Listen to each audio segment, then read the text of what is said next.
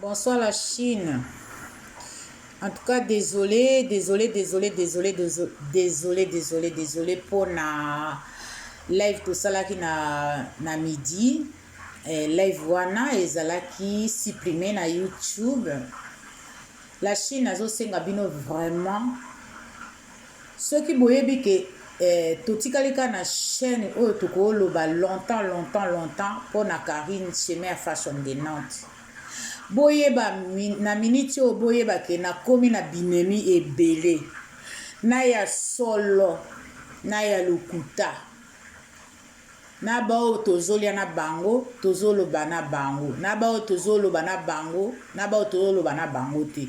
Donc ba misu baza à l'ombre bazo bundisanga mais bozoyeba bango te mais baza wana pe bazo sepela tende na sala na bundela Karine. Sepelakata muketende na bundela Karine. Donc la Chine, c'est à vous de voir maintenant. Il y a que protéger chaîne. Bazo bundisanga bayebi parce que bango balinga toujours na vie na bango Karine kufa.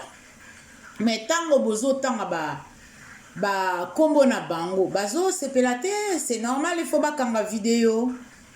Mais si on débino il faut ça l'attention à chaque fois na lobaka na bino la Chine bo tanga ba preno na bango wana boyebi bozana ba preno na bango na maboko na bino epi na minoko na bino. Mais des fois na tika ka bino bo loba parce que boyeba ke na fashion aliaka po na YouTube te. Des fois na tika bino bo lobelango parce que même so bakangi vidéo c'est pas grave parce que ça revenu na ngate. Mais si vous avez la Karine, il faut vous protéger chaîne. Si vous avez protéger chaîne, bon. Bango bazawanaka batie basi basali réseau na bango. Et ça na Grèce. Grèce atalaka YouTube na biso. Mame mili atalaka YouTube na biso. Ki peka salaka YouTube na biso. Atalaka ngo. Mukwape atalaka YouTube na biso. Zenga atalaka YouTube na biso. Bambwa nyonso mbwa Paris atalaka YouTube na biso. Donc bino sikonde bozala mayele tozala mayele. Maintenant on a lobaka na bino boyeba misusu atenga na kotanga ka kombo na ye. Mais après siko tango ba bolobi tosali émission kitoko.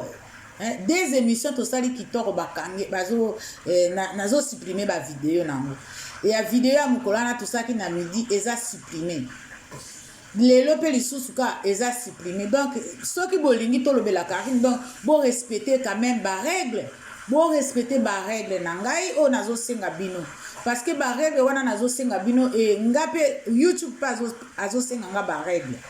Donc il faut to respecter bo landa o nga nazo loba bino pe bo nayoka bino. Ngape na yoka YouTube bino boyoka o nga nazoloba na bino ngape na yoka o YouTube azoloba na ngai nga nazopesa possibilité mutu nyonso aloba.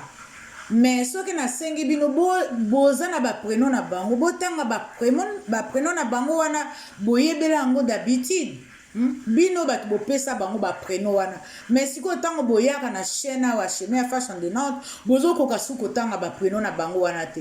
Mais après sikoyo tozo bebisaka maloba ya pamba parce que tosali émission kitoko ba longoli yango YouTube a bloqué yango. Donc bozo ma te que tozo sala eloko te. Mais boyeba la Chine na yebi na ya ba chinois ya bien ba chinois misusu bazo bundisanga na yebi yango. Mais na lingi na ngate na sala ba polémique na lingi ba polémique te. Mais à vous maintenant de voir bango siko bayebi ke cible na bango ekomi na chaîne nanga. Mais nga na sina lobaki nazwa kaka kombo ya mutu te. So nazwi kombo ya mutu na kotanda na YouTube.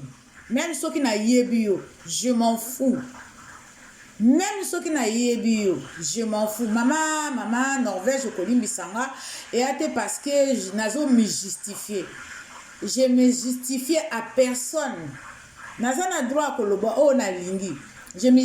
Nazo se justifier na mutu te, nazo banga pe mutu te, naza na mboka ya loi, donc toza na mboka loi. Soki nazaki na Congo na obanga, mais awa naza na mboka ya loi.